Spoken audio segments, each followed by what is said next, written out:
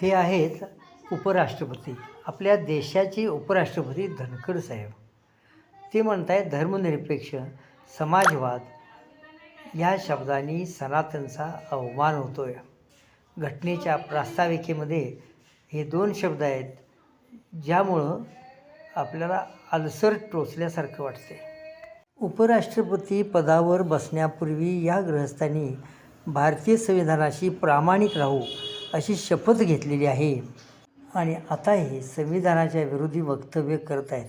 त्यांना त्याबद्दल काहीही वाटत नाही आणि हे असं बरळत आहेत हे माहीत असूनसुद्धा देशाचे पंतप्रधान, गृहमंत्री, इतर मंत्री किंवा राज्याचे मुख्यमंत्री वगैरे मंडळी ही गप ऐकून घेत आहेत, शांत बसत आहेत.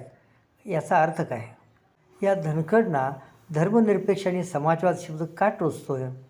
धर्मनिरपेक्षता म्हणजे राज्याची सर्व धर्माशी समान वागणूक.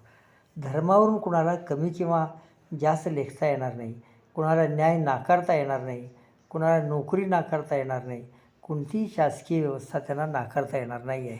ही धर्मनिरपेक्षता जर धनखडना नको असेल तर नेमकं त्यांना काय हवं आहे?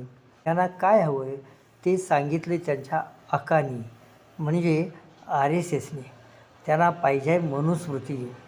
त्यांना कायदा असा पाहिजे जिथं वरिष्ठ वर्णाला म्हणजे ब्राह्मणांना सर्व गुन्ह्यातून माफी असेल. त्यांना दंड होणार नाही, शिक्षा होणार नाही, फक्त समज देऊन सोडलं जाईल अशी मनुस्मृती त्यांना पाहिजे.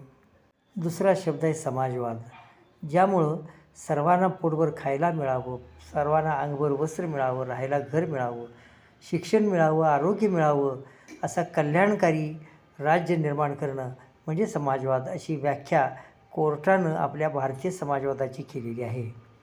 मग आता या उपराष्ट्रपतींना काय हवं आहे? त्यांना हे मान्य नाही. मग काय हवं आहे त्यांना? त्यांना हवं आहे अदानी अंबानीचं राज्य. त्यांच्यासाठी खास सवलती, त्यांच्यासाठी खास सोयी, गरिबांना सवलती देणं त्यांना मान्य नाही. पण धनखड साहेब लक्षात ठेवा, हे शब्द आता बाहेर जाऊ शकत नाहीत.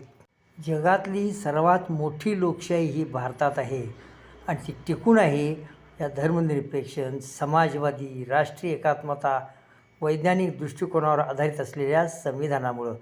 आणि म्हणून संविधान आम्हाला प्रिय आहे. धनखड साहेब, तुम्हाला मान्य नसेल तर तुम्ही वेगळा रस्ता सुधारा, पण देशात राहायचं असेल तर तुम्हाला भारतीय संविधान मान्य करावंच लागेल आणि हे भारतीय जनता तुम्हाला एक दिवस ठणकावून सांगेल, हे लक्षात ठेवा.